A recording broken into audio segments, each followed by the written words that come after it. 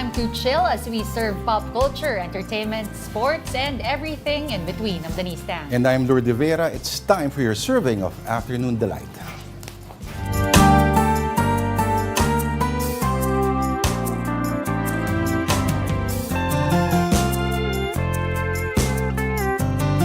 Ako, Denise, konti na lang. Favorite day of the week mo na. Pero favorite ko din ata ngayong Thursday dahil nasunod ang aking request na delight of the day. Pinag-uusapan lang natin to kahapon. Ito ba ibig mo sabihin, lumpiang Shanghai? Yes! Oo. Okay, ang lumpiang Shanghai, pag pumunta ka sa Shanghai, China, ay walang lumpiang Shanghai. The irony. Alam mo, gusto ko yan pag nakikita ko sa party. Bakit? Kasi minsan, hindi mo na kailangan ng plate or alam mo yun, Dampot lang agad. dampot ka na lang. So, hindi ka masyadong mukhang PG, pabalik-balik doon, na punong-puno yung plato mo. Dampot-dampot. Oo. Parang isang artista na kilala natin. Dampot-dampot siya sa lechon, buong araw sa shoot, naubos siya na 2. Kilala mo yan? Hindi ko kilala yun. Mamaya pag-usapan natin. Oo. Ito naman, binibenta madalas, street food na siya mako-consider at ulam talaga siya. Kasi may meat siya sa loob normally. So, papipiliin ka, lumpiang Shanghai or lumpiang toge. Of course, ito pipiliin mo. Ikaw? No, on its own, pipiliin ko yung Shanghai, lumpiang Shanghai. Pero kung meron akong ibang source of protein na ulam, yung toge ang preferred ko naman. Oho. Ito naman, dapat feeling ko binibenta siya. Parang kumbaga sa fishball, hindi mo siya serve ng malamig. It's parang fried to as you order. Kasi pag tumatagal siya, nagiging soggy, di ba? Sa mga party or na. ibenta mo siya, tapos may option na pwede nilang isawsaw ulit, kaya lang mantika ang party mo doon. Pasebuhan kayo ng... Pasebu, ika nga ng mga French. Dapat mag-aral ka na. Oo, pero kininak pa siya tinitigan. Ano ang masarap na sausawan for you ng lumpiang Shanghai? Ako, ketchup, okay na ako. Talaga? Oo, pasok na sa akin yun. Bakit? Ano bang preferred mo? Yung chili, sweet chili sauce. Ay, pwede. Oo nga, yun din. Pero mas may stock kasi kami ng ketchup sa bahay. Oo. Ano yun? Lalagyan ng gasolina, mga ganun. Okay. So, parang feeling ko lumpiang Shanghai na tayo dati. Before pa siguro, oo. Medyo matagal na. Kasi di ba ang init? Oo, dala mo yun. Wala. May delight of the day na ba tayo ng mga Wala pa ata Wala pa. Yun, iba-iba yung laman, iba-iba yung sauce. I think I should order that again, Denise. I for think you. so too. Ngayon, alam ko ng favorite Ay, mo. meron mga nagre-react. Yes, please daw. Oo. Pag Denise, libre lang. Pag kayo, 150 per head. Mahal ng palumpiang yun. Sige, eto, mamaya na natin pag-usapan ulit ang ating delight of the day. Ngayon po, heads up po muna sa Luzon and Visayas. Grids are on red and yellow alert. Ayan ulit sa Luzon grid. Red alert po from 1 p.m. to 5 p.m. and at 6 p.m. to 10 p.m. Sa Visayas naman, red alert 2 p.m. to 4 p.m. and 6 p.m. to 7 p.m. Wait, seryoso to Red alert na, no? So anytime there's a possibility mag-outage, gano'n ba yan? Ayan, pinakita rin natin may yellow alert kanina. Ito, power grid status. Luzon grid, red alert. Again, 1 p.m. to 5 p.m., 6 p.m. to 10 p.m. And then Visayas grid, red alert. 2 p.m. to 4 p.m. and 6 p.m. to 7 p.m. So, red alert, ibig sabihin the power supply is insufficient. Sa yellow alert naman, Luzon grid will be 12 noon to 1 p.m., 5 p.m. to 6 p.m., 10 p.m. to 12 a.m. Kinabukasan na po yan, May 24. And Visayas grid will be from 12 noon to 2 p.m., 4 to 6 p.m. and 7 to 10 p.m. Okay, so paglilinaw, hindi necessarily mag-brown out, pero those alerts are meant na for you to be mindful of your usage. Oo. Tipid-tipid po tayo sa kuryente ngayong araw dahil pag tayo sabay-sabay, baka dun pa madali. Kahit mga maliliit lang ang gumagamit at ginagamit ko lang, pampanood ko lang ng maliit or small radio set ang pinapower ko. O yung mga malalaking kumpanya, mga pabrika na gumagamit ng kilowatts talaga ng kuryente. Anyway, hindi yan mahalaga. Ang mahalaga, meron tayong unity. At isa pang balita, ang binabantay ang low pressure air sa Mindanao kahapon, would you believe nakapasok na sa Philippine Area of Responsibility? That's as of 5 a.m. according to Pag-asa, and as of 10. Pero in the morning, ang LPA ay 870 kilometers east of southern Mindanao. According to Pag-asa, malaki ang posibilidad na ito ay mag-amplify into a tropical depression within 24 hours. And once maging bagyo, tatawagin itong aghon. Again, we await Pag-asa's advisory to see if this weather disturbance shall bring extreme rains or ito ba'y maglalandfall just in case.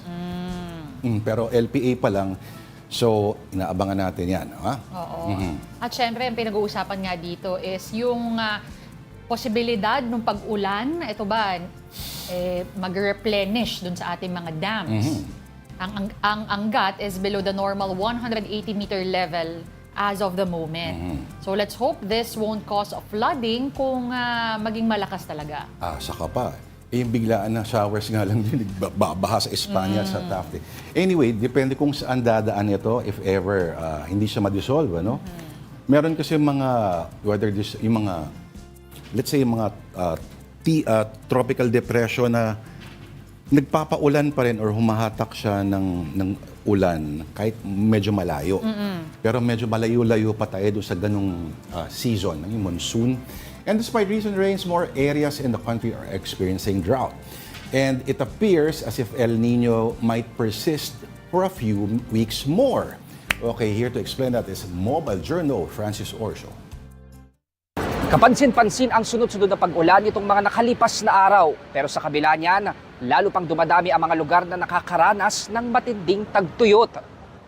Pag-asa na mismo ang nagsabi, mahina o nasa weak condition na ang El Nino. Kaya inuulan na ang ilang bahagi ng bansa, pero kung kailan may hudyat na ng nalalapit na tag-ulan, saka naman nagdeklara ng state of calamity ang probinsya ng Cebu dahil sa matinding epekto ng El Nino na nararanasan nila. Sa pinakahuling datos pa ng Pag-asa, umabot na sa 81 lalawigan ang patuloy na natutuyo ang lupa. 61 lalawigan dyan nakararanas ng drought o matinding tagtuyot kumpara sa 46 provinces lang noong Abril at asahan pa raw na dadami yan sa katapusan ng Mayo. Sa ngayon, nasa decaying stage ang El Nino pero yung impacts ay still continue na natin nararanasan sa ibang bahagi ng ating bansa. Sa huling tala ng Department of Agriculture, mas lumaki pa ang halaga ng pinsala ng El Nino sa agrikultura na umabot na ng 9.5 billion pesos. Para tugunan yan, naglaan na ng 9.71 billion pesos na pondo para tulungan ang mga apektadong magsasaka. Another significant impact ang pag-issue declare states of calamity due to drought. Kagaya dito sa San Carlos City, sa Butuan City, at pati na rin sa Cebu. Una naman nang nagpaalala ang Pag-asa na kahit hindi pa tapos ang El Nino, maghanda sa papalapit na La Nina. Yan ang kabaliktaran ng El Nino kung saan matitinding ulan naman ang inaasahang mararanasan. Yung nakikita nating possibility ng La Nina ay mga around 69% by July, August, September. At nakikita po natin ay most models ay towards August, September, October yung makikita mga model nag-agree ng pagkakaroon ng La Nina.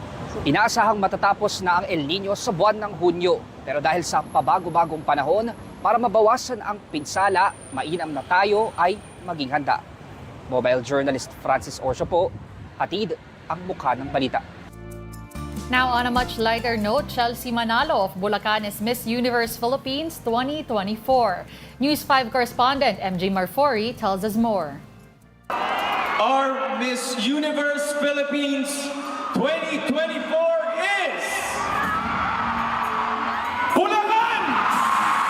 Ni Chelsea Manalo, ang Bulacan Barbie na kauna-unahang Filipino-American title holder ng Miss Universe Philippines. Sa opening number pala, well applauded na si Chelsea. Chelsea Manalo, Bulacan! Glittering in their gold dresses sa mga kandidata na todo hataw sa hit song na I'm a Filipina ng drag superstar na si Marina Summers. I'm a Filipina.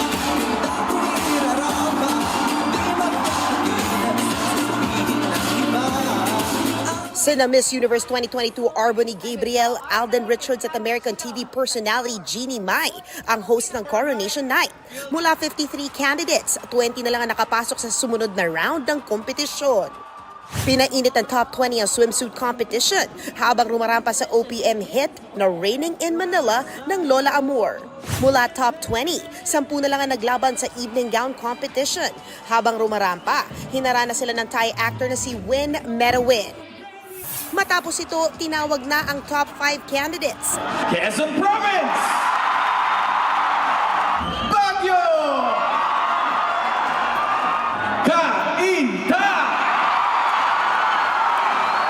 Bulacan! Taguig!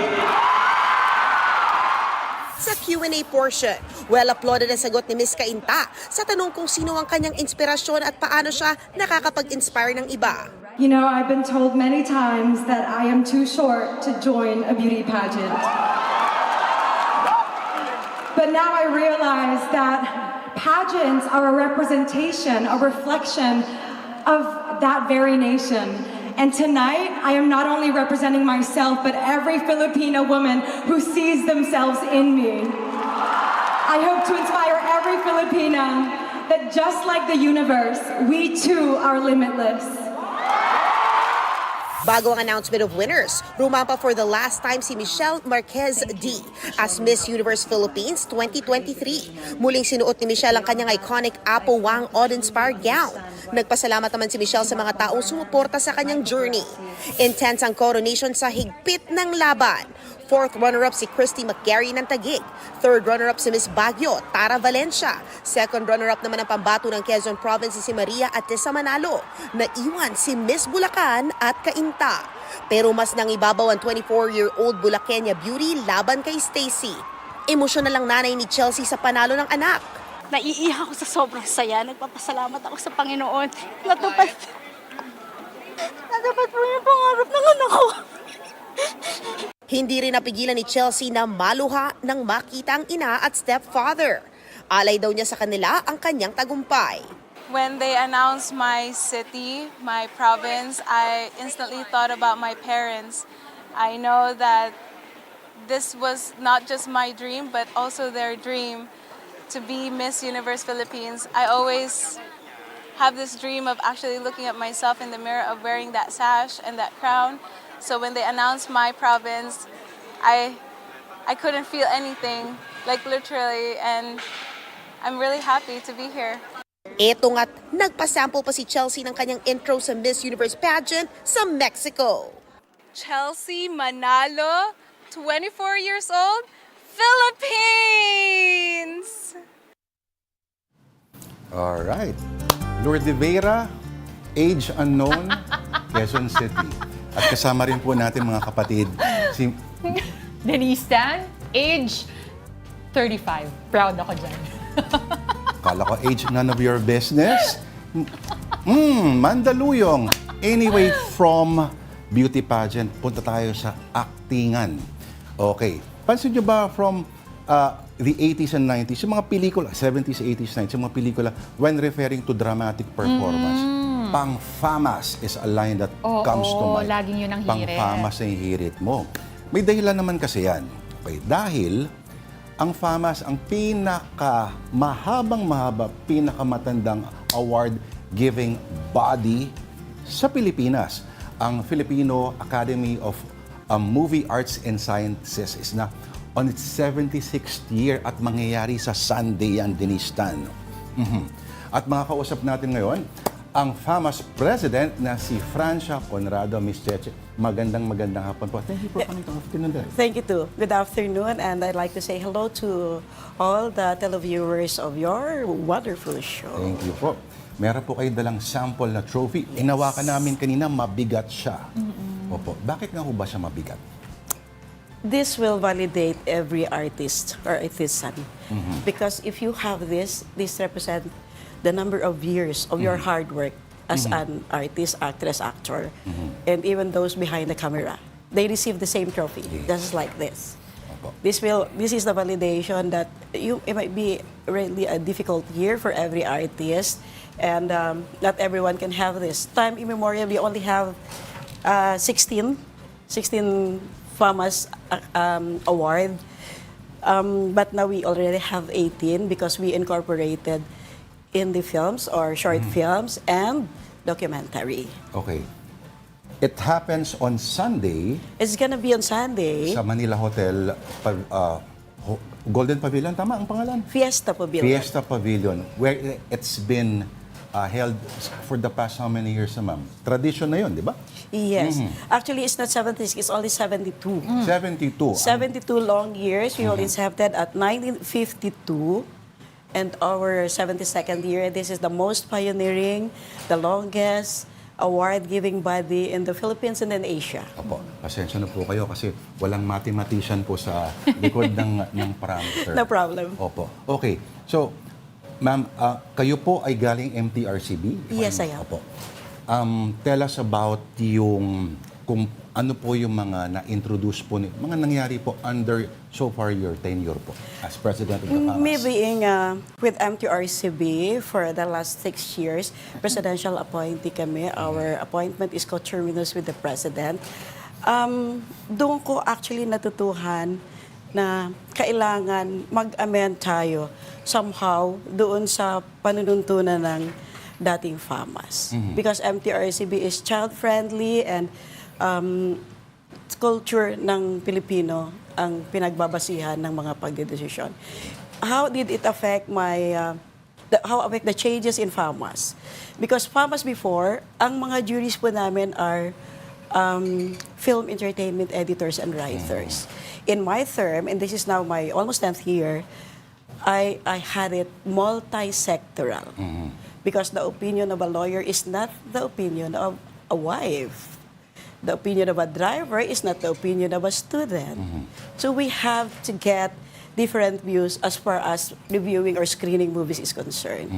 Kasi what may be beautiful, colorful to you may not also be beautiful to the opinion of an ordinary person. Correct.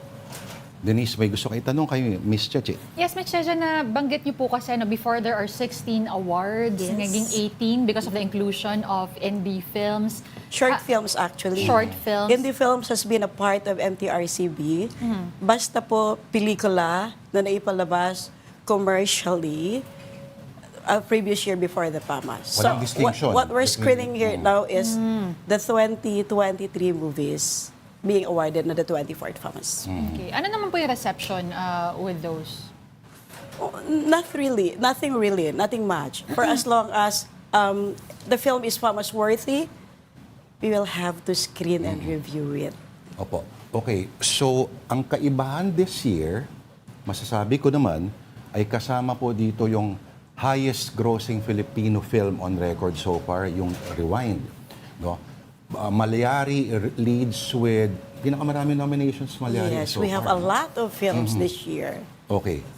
Ngayon, ma'am, ang tagal na ng Famas, sorry again for the mix-up, doon sa 74 versus 72. Okay, marami na ring breakaway groups, masasabi natin, maraming nag-emerge na ng mga bagong award-giving bodies. Yes. What can you say are the lessons naman, halimbawa, may isa na puro entertainment press, purely, no? Meron man isa puro pang film critics, ito medyo ilang dekada na rin. May iba ng young critics naman, mga ganyan, at mga bago nag-emerge sa social media, no? May ano po ba ang mga necessary adjustments na kailangan gawin, halimbawa, ng Famas? Nothing much because we concentrate on movies lang naman talaga. And Famas, being the oldest, has been the only award-giving body from 1952 to 1976. Walang ibang award-giving body ang Philippines. With the mushrooming of a lot of award-giving bodies, I don't have any issue there. It's a welcome, because sabi nga natin, if it's a free enterprise, the more the merrier. We have different opinions, we have different categories, we have different mission and vision. Ms. Chacha, speaking of movies, what do you think is the state of the Philippine movie industry? Kasi alam din natin yung mga streaming platforms, kaliwat kanan rin nagkalat na po. The movies and The state of the Filipino movie industry po. My personal opinion, I'm quite sad about it because namatay talaga ang cinema. Naapektuhan siya. Why? Because probably ako nga, I've been always saying na siguro the government should also help the movie industry by lowering down the movie rate. For 50, how can you afford to watch a movie if the minimum wage is 550 and you have a family of 5? You spend about 2,500 for the tickets alone. Correct. And kaso na nga, hindi na nga siya naging problema din because yung iba nasa Netflix na, iba-ibang platform. You just have one good big movie, even sa home lang. Ang laki Ang matitipid. balita ko, kaya raw nagmamahal ticket kasi mahal daw yung fee sa MTRCB, ma'am. Joke lang po. It's so needed. Hello po, MTRCB. Joke lang po yun. It's so needed. It's not mahal because we really have, kami kasi sa board, visit like, the first review, 3 lang yan. Yes. You have to get 2 votes at least para ma-rate natin yung film. Now, MTRCB is not a censorship body. We just give regulation and rating, and you have to have 2 votes to get a good rating. Ma'am, namimiss ko na yung mga panahon na may kontrobersya sa MTRCB because of certain sensitive scenes. Therefore, nagkakaroon tuloy yung ingay yung mga pelikula. Nakakatulong sa accidentally sa publicity. Pero Good or bad, it is a good or publicity. bad, yes. Ano po yung huling pelikulang napanood ninyo, ma'am, na thoroughly na-enjoy po ninyo? At hindi kayo nagsisisi at hindi nyo ginamit yung MTRCB deputy card ninyo? Well, being with MTRCB for the last 6 years, for 6 years in my life, parang burnout din ako. Because I have to review 2 in the morning, 2 films in the afternoon, and you keep on eating then. It was my biggest... Kasi katapat nila yung Burger King. Because they are giving us free food naman kasi, and hindi na tayo tumatanggi sa food. Grasya po yan. Grasya po You yun. would think, ako naging member Basta ako hindi dati natin inihingi, ino-offer. Thank you. Ako member ako dati ng Film Ratings Board. Iniisip mo na, ay, masaya to. Films. Pero hindi naman lahat ng film sa kailangan mo screen is yung up your alley. So minsan, trabaho siya. Tama? Trabaho siya. Kahit antok ka na because... o kaya gulat na gulat ka dahil hindi mo naman ini-expect yung mga eksenang nandun. Yung bang, kumbaga as a person, seeing all those films, some of it are really your immersion. Tama. Diba? Kasi yung alam mo ba yung biglang may dadaan na lang dyan na hindi naman dapat dumaan? Dahil wala namang relevance dun sa movie na pinapanood mo.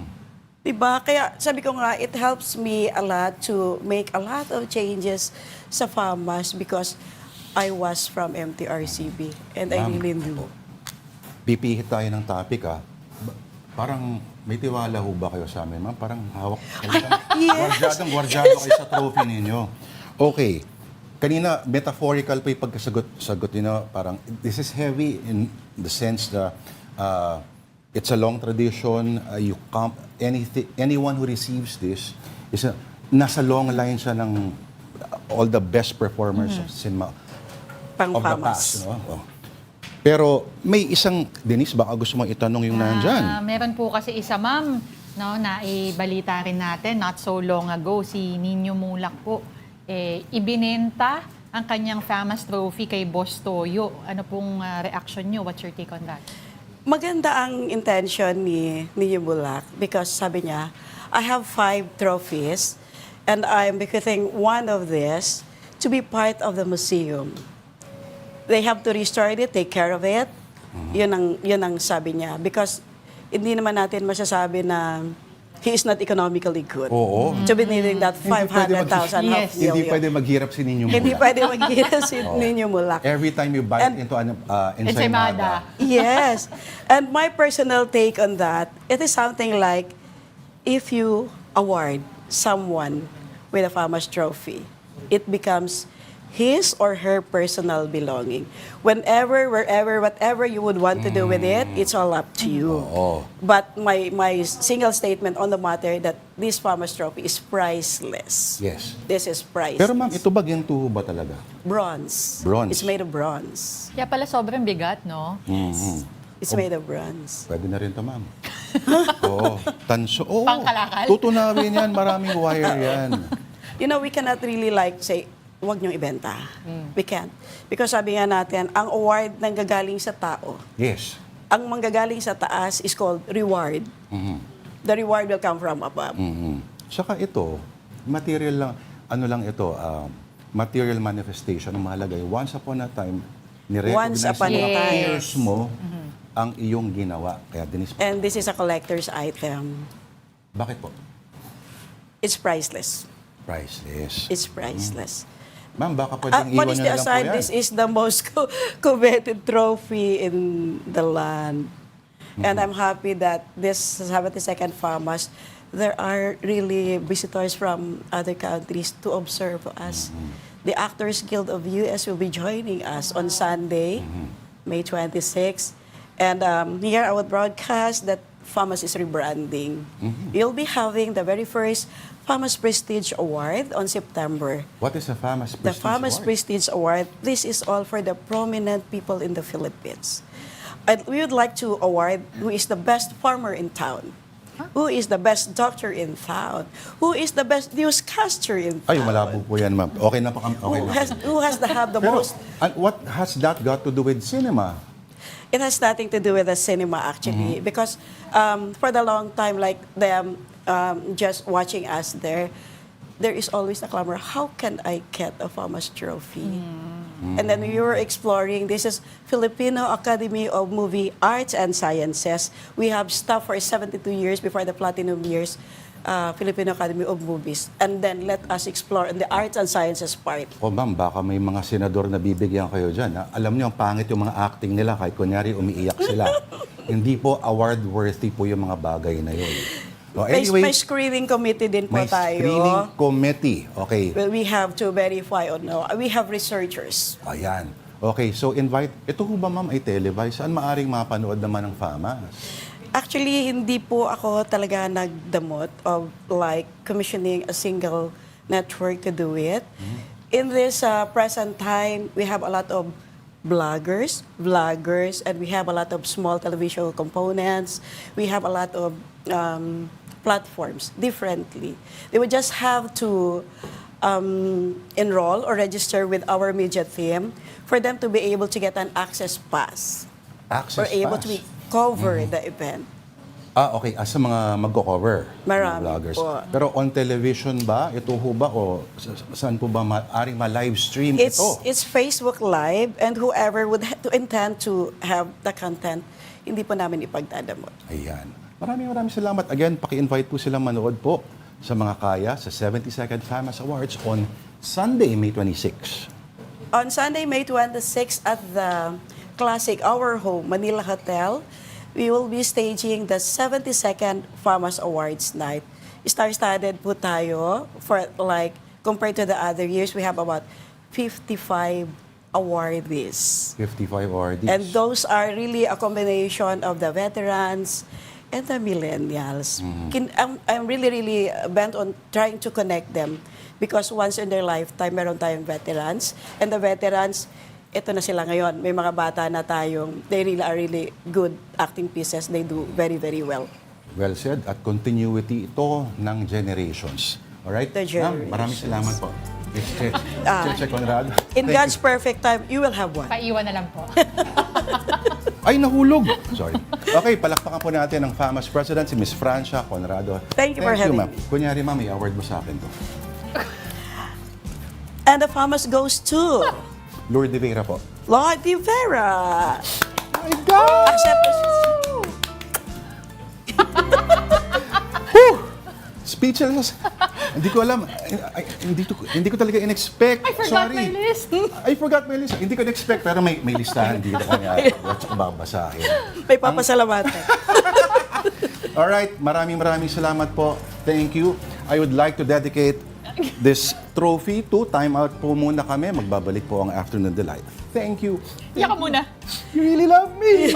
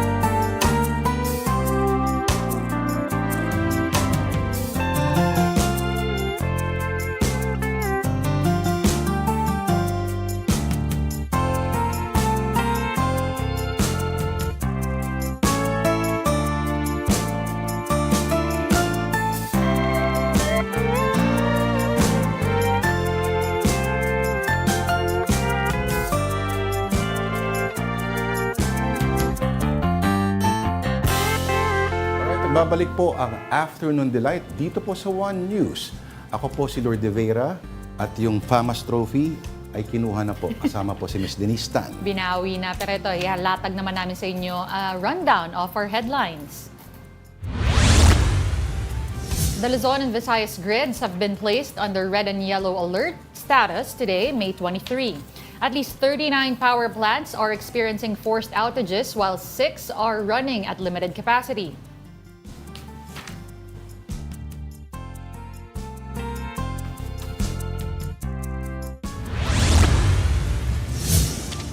Over at the House of Representatives, the Absolute Divorce Bill has hurdled final reading. The measure is an option for dissolving broken or dysfunctional marriages aside from annulment and legal separation. Now, the ball is with the Senate, where in previous years, the divorce bill has only made it to the committee level. The Philippines is the only country in the world without divorce apart from Vatican City. Still at the lower chamber, Davao del Norte Representative Pantaleon Alvarez says he deserves to be punished. He acknowledged his censure by fellow lawmakers following what they believe were Alvarez's seditious remarks. Recall that in one Duterte-led rally, the former speaker urged the military to withdraw support from President Bongbong Marcos. Just like the House of Representatives, the Senate is now on a break and will be back in full session on July 22nd. But before that, new committee chairmanships have been farmed out. Former Senate President Mig Zubiri is now head of the Committee on Economic Affairs, while Mark Villar moves to Government Corporations and Public Enterprises. Alan Peter Cayetano will chair the Trade and Industry and Higher Technical and Vocational Education Committees, while his sister Pia will lead the Energy Panel. Grace Poe is chair of the Finance Committee, replacing Sonny Angara, who will now head the Justice and Human Rights Committee. Other new Senate committee chairmanships are Nancy Binay for Sustainable Development Goals, JV Ejercito for Local Governments, and Joel Villanueva for Labor, Employment, and Human Resources Development. Rafi Tulfo now heads Public Services, Lito Lapid is with Tourism, while Aimee Marcos leads Urban Planning, Housing, and Resettlement. All other committees will retain their chairpersons. And the Senate will hold an executive session on illegal pogo in Tarlac and on the identity of Bamban Mayor Alice Guo. Lawmakers also want Guo's father in attendance. During the last hearing, the mayor's assets and family relations were questioned. It was also revealed that Guo owns at least 14 vehicles when she said she lives a very simple life. And moving on to another story. The Health Department is worried over the surge in HIV cases in the Philippines, especially among the youth. Details from Mobile Journal, Julie Baiza. 55 new cases of human immunodeficiency virus or HIV are recorded in the Philippines every day, according to the Department of Health. These cases commonly involve the youth as young as 15 years old. Testing natin 61%. We have about 59,000 people living with HIV. It's something like, I think 130,000 ang estimate na existing. That's still low for a country with 110 million. Pero ang ating mataas ay yung new cases. 55 new cases a day. Highest in the world. That's why we need to stop. And I think it's because of the education kasi mga bata sila. Herbosa emphasized the need to educate the youth about safe sex and promote HIV awareness as they have become more experimental and exposed to the internet. They are now coordinating with the Department of Education about the issue. Aside from this, the Health Department is also looking into the possibility of making the ARV drugs or antiretroviral therapy available in the private sector. Ang ARV natin sa gobyerno lang makukuha through PhilHealth. You can't buy it in the private sector. The other thing is probably make it available in the private sector. Kagaya TB. Pag walang gamot sa TB.center, ay pumunta ka sa butika, may reseta ka, bilhin mo yan. Meanwhile, the DOH would not recommend travel restrictions on any country with increasing COVID infections driven by the new coronavirus variant. I'm not thinking border control, mandatory mask. I'm not thinking that. But I'm advising every Filipino, since that's happening, that can come here, yung minimum public health standards. If you are sick, you have cough, colds, sore throat, it's better to stay home. If you need to go out, wear a mask. So it's still personal. When asked if this variant have reached the country, It's possible, although the variant isn't serious. That's why it's only classified as a variant under monitoring. Di ba meron variant of concern, and then yung talagang dinideclare nilang public health emergency of international. So it's under a variant of monitoring. Mabilis siya kumalat, so they're thinking nagwe-wane siguro ang immunity. her bosses said that they are continuously monitoring the cases and the behavior of this new flirt variant. Mobile journalist Julie Baiza, We Are One News. Now at this point, let's see a couple of stories from social media. As we heard from Mojo Julie Baiza's report, the DOH is not yet worried about another COVID surge here in the country. On philstar.com, the DOH says no need for mandatory masking. Or ang DOH din, Denise, is saying that there's no, wala ring border control amid the rise of COVID cases in neighboring Singapore. Okay. Dahil ito sa new variant called Flirt COVID-19. And it's rampant in Singapore. Although contagious, symptoms are not severe and can be likened to common cold, common cough. Okay. Ang sabi ng Filipino public health experts, Denise, ay...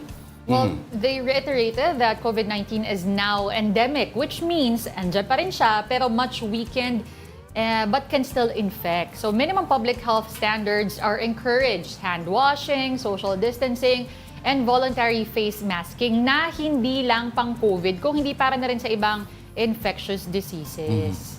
Endemic na siya bigla? Wow! And once upon a time, nanira ng buhay itong COVID-19 na ito. Exactly. Disrupted our basic way of living. Tapos, wow! Okay. Now, those with symptoms are still advised to isolate for 5 days. At kung positive pa rin po sa antigen test after 5 days, mag-isolate ulit for 2 more days.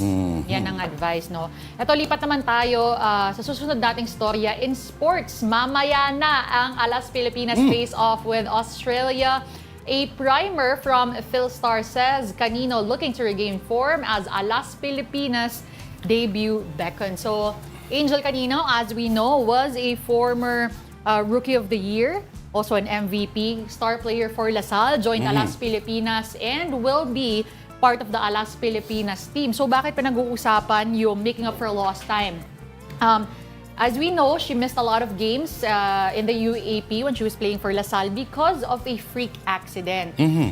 She was opening a window, tapos na injure yung kanyang kamay. Na-scrape daw by skin? Parang na-scrape daw ang sabi. Okay, so that probably explains... The wrap that she has on her right. Palakihan natin. Palakihan natin, okay. Ayan.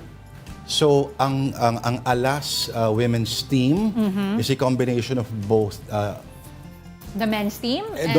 Veterans and rookies. Yes, mas maraming, I would say, a lot more of the younger players ang nandyan.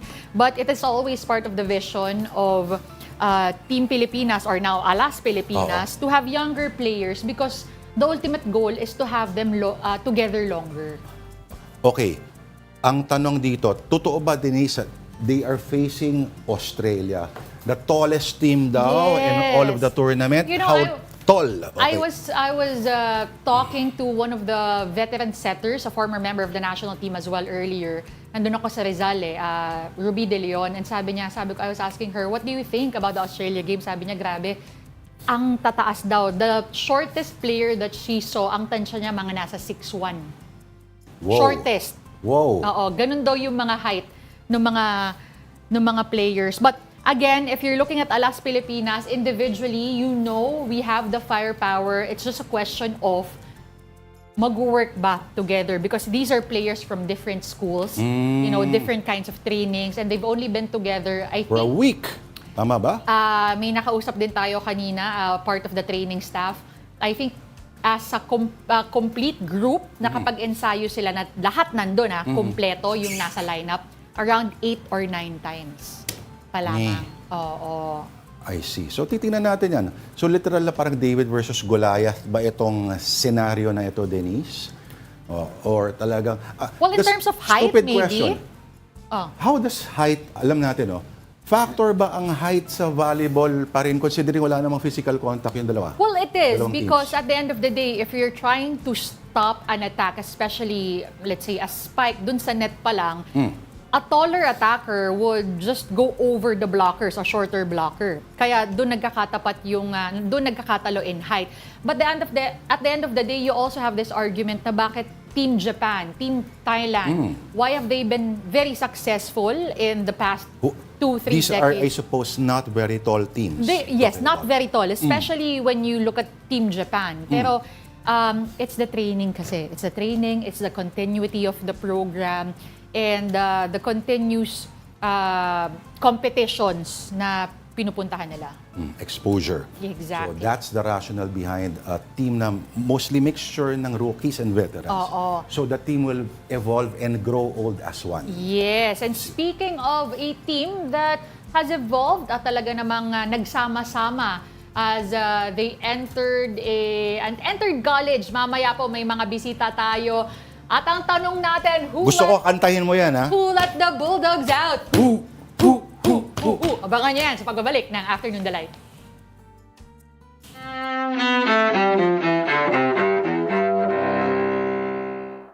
May 23rd, 1945.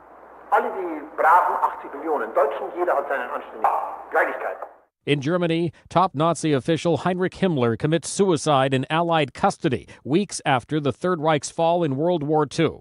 As head of Nazi police forces, Himmler oversaw the killing of millions of Jews in the Holocaust and crushed opponents of Adolf Hitler's regime. 1960. Israel says its intelligence agents have caught Adolf Eichmann, a fugitive Nazi SS officer in Argentina's capital, Buenos Aires. Eichmann is later tried and hanged in Israel, convicted of crimes against humanity for his role in implementing the Holocaust. 1934.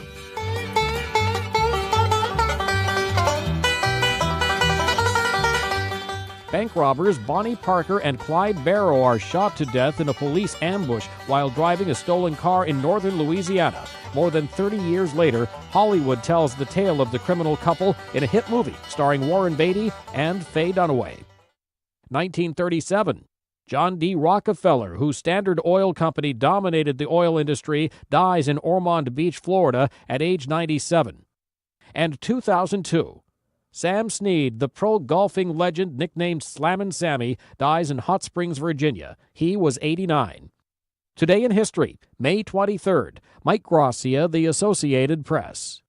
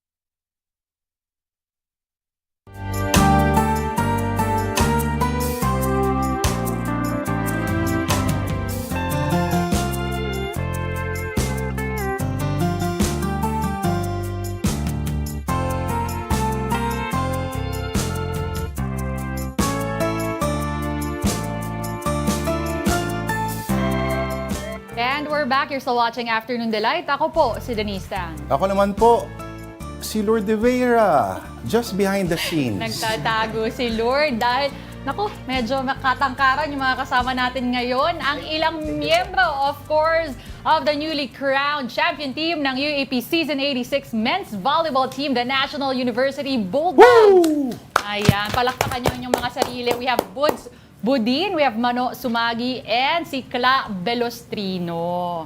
So congratulations guys, grabe yung ginawa nyo in the UAP.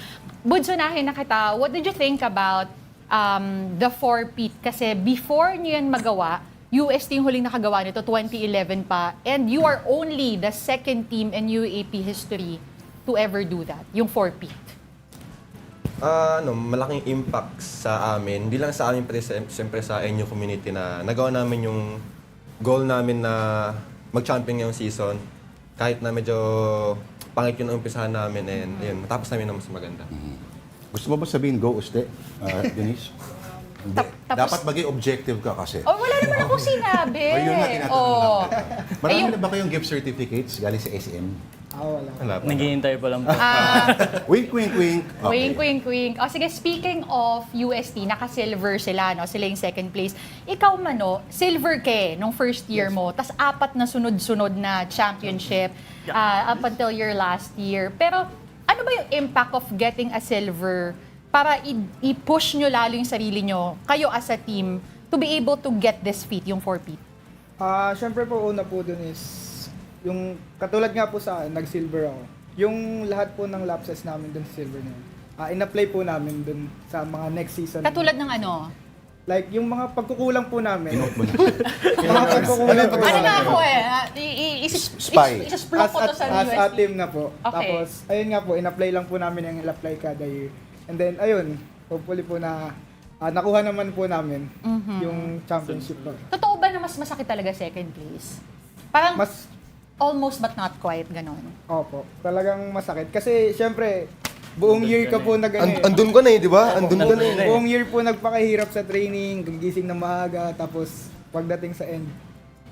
Andun ka na eh. Oo. Sige. Si Cla naman, tanongin kita. Actually, pwede kayong sumagot, kayong tatlo, no?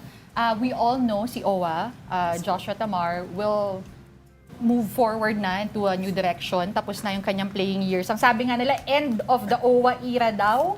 Cla, unahin kita, what's your reaction with that? Siyempre, iba yung ano talaga eh. Iba talaga si Owa eh. So, para sa akin, parang isa sa papalit sa kanya, parang pressure. Pressure ka. Pero, na-try ko na rin po nun nung na-injured si Keowa nung spikers. Ako ginamit, siguro onting training pa para malamangan o mapantayin ko pa si Keowa. Ano ba yon? Yun ba yung standard na hinahabol mo ngayon? Kung ano yung nadala ni Owa into this NU community? Yes po, kasi sa lahat ng playing years niya po, champions. 10 years, di ba? Tama ba? Kapag nadinig ko ever since kahit nung before college pa, nag-champion na siya, parang 10 championships Tinalo nga siya. po nila kami sa palarong pambansa. May hugot ka. May malalim akong tanong bukas pa ba yung hepalin at saan ang pinakamasarap kumain din? Yung hepalin po, sarado na po. Sarado na? Bakit? Hindi Madami ko nang lang po nagkasakit. Ano? Hindi ko lang po alam. Yun ang end of may an pumalit era na talaga. Ay, napanira talaga yun. May pumalit na po. Hindi, kasi sa mga atleta, kayo ba pag pinapayagan ba kayo na kumain sa labas? Kanya, hindi kayo sigurado minsan doon sa, di ba? Sa kinakainan ninyo. Paano bang sistema sa ganun? Pinapayagan naman. Pinapayagan. Pero pag season na po, medyo po kami, nag-iingat. Aha. Para iwas sakit po. Kasi this season po kasi medyo nagkaroon ng problema eh. Ang daming nagkakasakit sa team namin. Paanong sakit? Anong mga pinagdaanan? Isulat mo ulit. Nagkakalagnat, yung iba po. Nagkaka-diarrhea. Sa kinakain? Nasakit yung tiyan, kaya nag-iingat. Ayun po, nag-iingat na rin po. Ano bang kinakain nyo? Kasi syempre naging atleta rin ako, no? I know for a fact na okay lang mag-load up, especially kapag season, kasi grabe yung ensayo. Kayo ba, binabago nyo pa yung diet nyo on and off seasons? Actually, wala naman po. Less lang kami masyado sa mga matamis na inumin. Bakit? Akala ko okay yung sugar. Hindi po namin alam eh. Yun ang sabi. yun po yung sabi. Umuha talaga.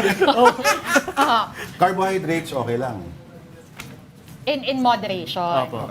Okay, sige. Since nag-champion nga kayo for Pete, it is a historic feat para nga sa NU community. Kamusta naman yung celebration? Oo. Paano? Ganun-ganun na lang ba yun? Oo. Wala ba tayo dyan? Actually po, sa 28 po. Yun, no? Ano Dun meron? Sa Cali Hoxton po. Nandun po yung celebration ng women's and men's. Parang ipapasara po yung street ng Buong Hoxton. Ayan, Boom. social. Tapos may party kayo, ganon. Imbitado ba yung mga taga-Espanya Oo, doon? dapat lang namin sampalok lang din, no? Sisilip-silip na lang sila doon. Sige, ano? Sorry, Oh. kailangan ko tanong to. Ang impression ko sa lahat ng volleyball players ay Matangkad. tangkad. Sorry, pero Mano. paano ka hindi, sorry, Mano, paano ka hindi napasok sa basketball? Ano? Doon ako sa... Ano yung position ni ako po. Libero po ako. Sorry, anong... Siya yung sumasalo ng lahat ng atake. So, siya yung pinakamatapang dyan kasi head-on niyang Ikaw yung... hinaharap. Ikaw yung talagang bumabalentong sa floor. Bawal din po siya mag-serve. Bakit? Basta ang goal niya lang po as ano. Depends. Receive the ball. Ay, mahirap trabaho. yun. Exactly. Ito hindi masyadong mahirap to, no? Pero isasali namin kayo dito sa pinaka-paborito na segment ni Mr. Manny Mogato. Ayan. And because I am in a company of volleyball players, para sa kanila talaga ito. Kung si Kuya Will, kung si Kuya Will may pa-jacket, ako may pa-t-shirt.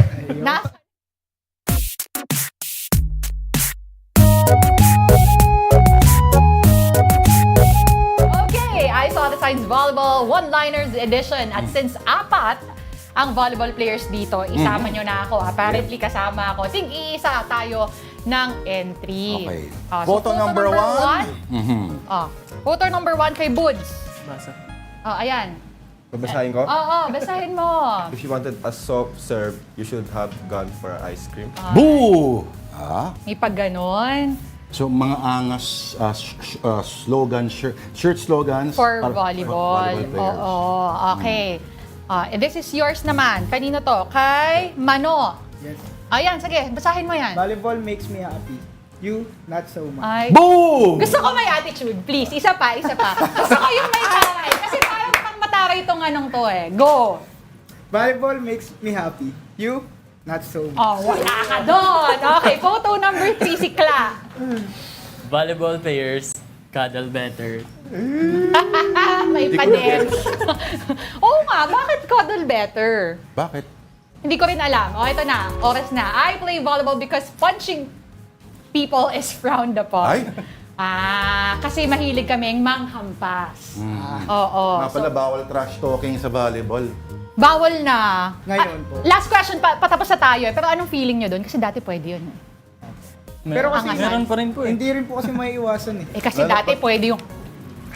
Pwede yon, hindi ko napapakita sa camera. Lalo pag intense yung laban. Pwede naman mag-ganon, pero talikod lang. Oo. Likod. Hindi namin pwede Puso pa sabihin. ba ngayon habang nag-spike at sabihin ng bablaking dudura ka para? Baka may smiles pa yung tinutukoy niyo po. Kasi puso noon yun. Sa nung high school. Kapanahonan. Gano? Alam mo na. NCAA champion yung Letran noon. Alam mo na kung gaano katagal yun, ha? Pero again, maraming At wala pang mga playback.